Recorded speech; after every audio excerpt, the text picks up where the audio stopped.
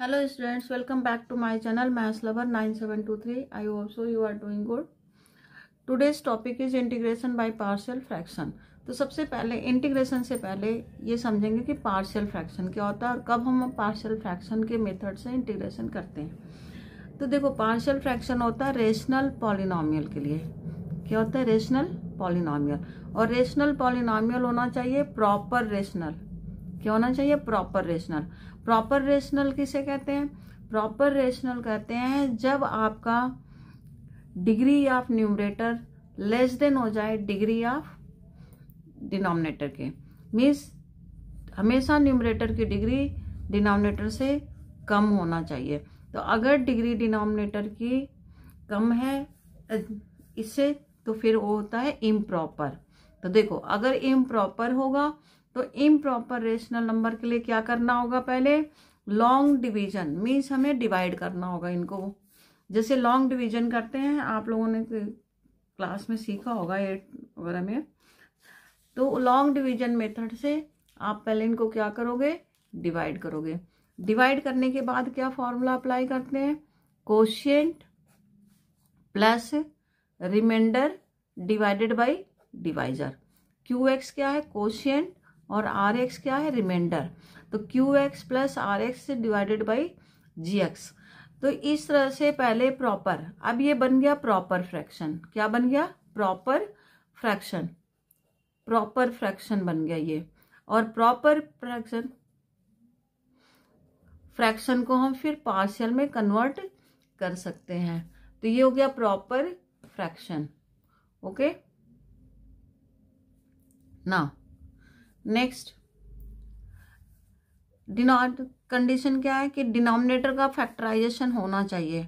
Means जो भी denominator होगा उसका फैक्टर बनना चाहिए। फैक्टर या तो लीनियर फॉर्म में हो या क्वाड्रेटिक फॉर्म में। ठीक है, ये 3 कंडीशन सेटिस्फाइड होना चाहिए, तब हम आगे प्रॉपर फ्रैक्शन के थ्रू कर सकते हैं। तो प्रॉपर फ्रैक्शन में भी कई तरह के टाइप्स हैं बेटा। उन टाइप्स के अलग अलग फॉर्मेशन है। वो फॉर्मेशन आप यहाँ देख सकते हो। यहाँ पर फॉर्मेशन है आपका फर्स्ट फॉर्मेशन और सेकंड फॉर्मेशन। फर्स्ट और सेकंड जनरली एक जैसा ही है, इसमें कोई डिफरेंस नहीं है, but number of factors change हो गया। यहाँ पे 2 लीनियर फैक्टर्स हैं। कौन से फैक्टर है? Linear factor, 2 linear factor. यहाँ पर 3 लीनियर फैक्टर्स हैं। तो मीन्स जितने भी लीनियर फैक्टर्स होते हैं, ये ध्यान रखना बच्चों, अगर डिनोमिनेटर में लीनियर फैक्टर है तो ऊपर क्या लेते हैं? कांस्टेंट टर्म लेते हैं। क्या लेते हैं? Constant term. मीन्स एक फैक्टर का न्यूमरेटर कांस्टेंट, दूसरे फैक्टर का दूसरा constant, means 2 constant factor numerator लेंगे। सेम ऐसे ही सेकेंड फॉर्मेशन में कितने हैं? 3 हैं। कितने हैं? 3 हैं। तो एक 1 बाई 1 ले लेंगे। फर्स्ट फैक्टर का न्यूमरेटर हो गया एक कांस्टेंट, सेकेंड फैक्टर का न्यूमरेटर हो गया एक कांस्टेंट, थर्ड फैक्टर का एक हो गया एक कांस्टेंट। तो इस तरह से जितने भी लीनियर फैक्टर्स होंगे, कौन से फैक्टर्स? लीनियर फैक्टर्स, उनका जो न्यूमरेटर आप लोगे वो कांस्टेंट होना चाहिए। अपर पार्ट क्या होना चाहिए? कांस्टेंट होना चाहिए। तब हम इनको सॉल्व करेंगे। तो चलिए इस पार्शियल फ्रैक्शन को इस टाइप के पहले एक एग्जांपल से समझते हैं, फिर आगे बढ़ते हैं।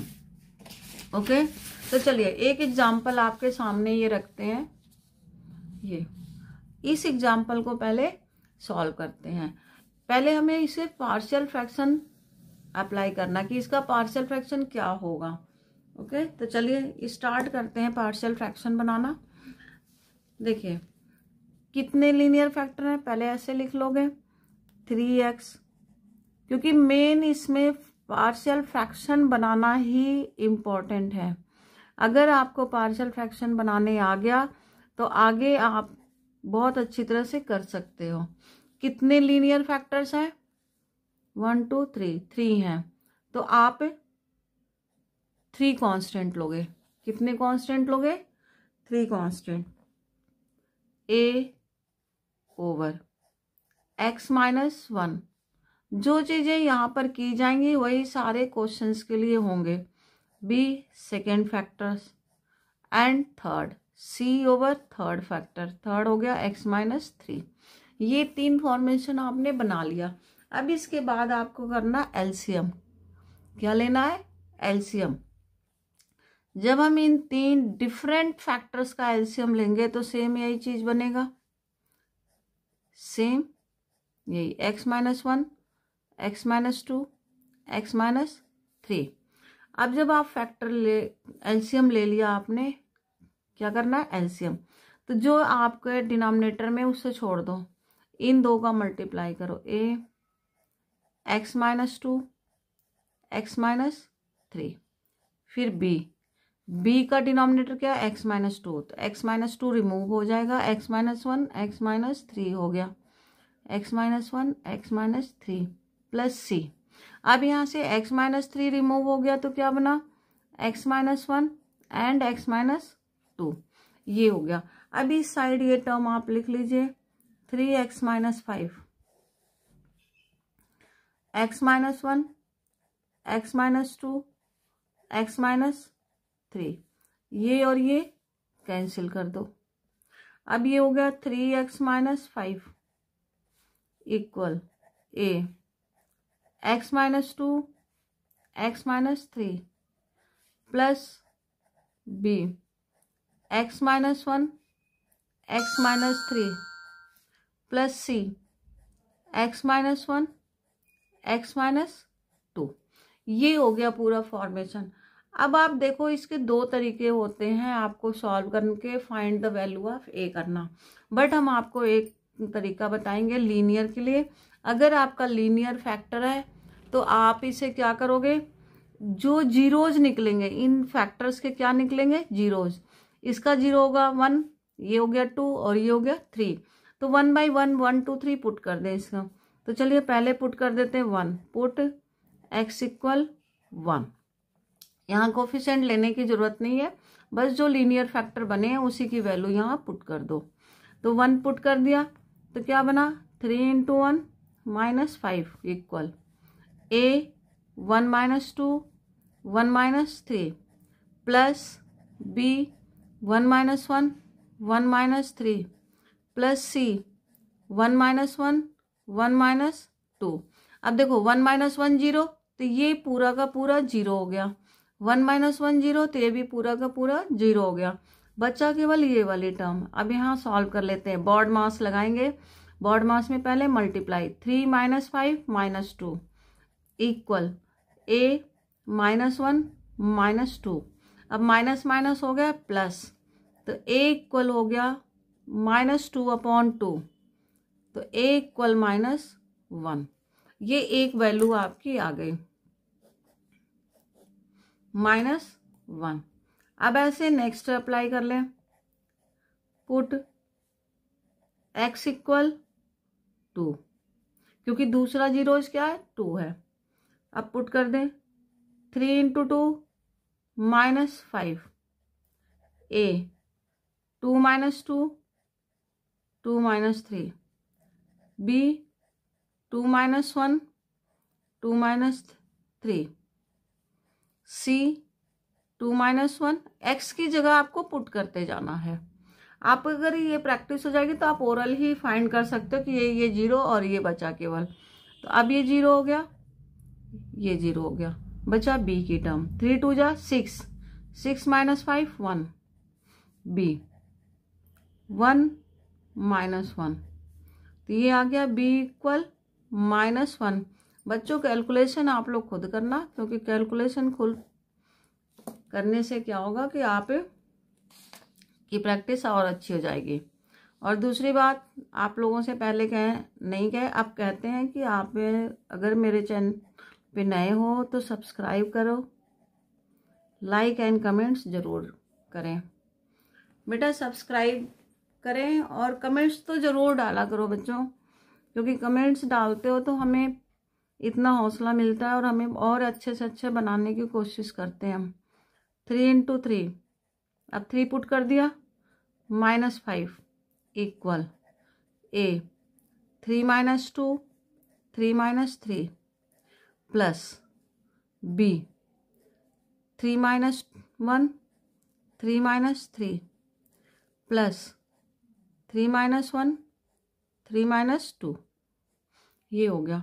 अब देखो ये 0 हो गया, ये 0 हो गया, 3 3 जा 9, 9 - 5 4 इक्वल सी, सॉरी सी भी है यहाँ पर, 3 - 1 2, 3 - 2 1, तो 2 × 1 × सी, तो क्या बन गया सी की वैल्यू 2, ये सी की वैल्यू आ गई। इस तरह से ABC की वैल्यू आ गई। तो जो ये आपने फॉर्मेशन बना रखा हुआ है ऊपर, ये फॉर्मेशन आपने बना रखा हुआ है, इस फॉर्मेशन में आप ABC की वैल्यू पुट कर दो तो ये आपका पार्शियल फॉर्म हो जाएगा। तो फ्रॉम 1 लिख लीजिए, फ्रॉम 1 तो क्या बना 3x - 5 x - 1 x - 2 x - 3, ये हो गया। अब a की वैल्यू पुट कर देते हैं। What is value of a -1, -1 upon x - 1। What is value of b -1 x - 2। What is value of c 2 x - 3। देखो 3 अलग अलग टर्म्स बन गए, मीन्स यहाँ पर जो टर्म आपके अलग अलग नहीं हो रहे थे, अब यहाँ पर ये अलग अलग हो गए, ये टर्म अलग अलग बन गए। अब क्या करेंगे, इंटीग्रेटिंग ऑन बोथ साइड। अब यहाँ ये वैल्यू पुट करके इंटीग्रेट कर देंगे। तो आप चाहे तो यहीं पर इंटीग्रेशन का साइन लगा सकते हो, या नेक्स्ट स्टेप में इंटीग्रेशन का साइन लगा लो। 3x - 5 x - 1 x - 2 x - 3, तो इस तरह से इंटीग्रेटिंग ऑन बोथ साइड हो जाएगा। ये माइनस है, माइनस बाहर आ गया, 1/x - 1 dx, ये माइनस बाहर 1/x - 2 dx, ये बाहर 2 कर दो 1/x - 3 dx। अब देखो ये फॉर्मूला आप जानते हो, बेसिक फॉर्मूला, उस बेसिक फॉर्मूला को यूज करो। लिंक हम डाल देंगे इसमें, आप वहां से देख सकते हो। Okay, +2 log mod x - 3 plus c, ये आपका आंसर हो गया। ओके, इसमें बेसिक फॉर्मूला लगा दिया गया। थोड़ा बच्चों ऊपर नीचे हो रहा, दिख नहीं रहा है। हाँ आपने सही बोला, ये हो। चलो नेक्स्ट में देख लेते हैं, नेक्स्ट सही करेंगे। बट बच्चों ये पूरा वीडियो देखोगे तभी जा कर के आपका ये क्लियर होगा। सारी फॉर्मेशन एक ही वीडियो में है, ठीक है। तो इन्हें आप जरूर बार बार देखो। आप इसमें चाहे तो लॉग की प्रॉपर्टी लगा सकते हो। लॉग की प्रॉपर्टी क्या बनेगी इसके आगे, ये देखो, ये इसके ऊपर आ जाएगा। ये लॉग की प्रॉपर्टी का भी लिंक हम डाल देंगे इसमें, आप देख लेना। तो ये बन गया log x - 3, प्लस को पहले लिख लिया, माइनस ये और ये प्लस हो है, ऐड हो जाएंगे तो क्या बन जाएंगे, ऐड में क्या होता है प्रोडक्ट, प्लस सी, मीन्स लॉग ऐसे भी फॉर्मेशन बन जाते हैं। x - 3 का whole square divided by x - 1 x - 2 mod plus C. तो ये आंसर हो गए आपके। बेटा आज कुछ गड़बड़ सा होता जा रहा है, बार बार आप लोग को दिख नहीं रहा है, ठीक है। नेक्स्ट क्वेश्चन में ध्यान देते हैं अभी, ठीक है, आप बताते रहना। चलिए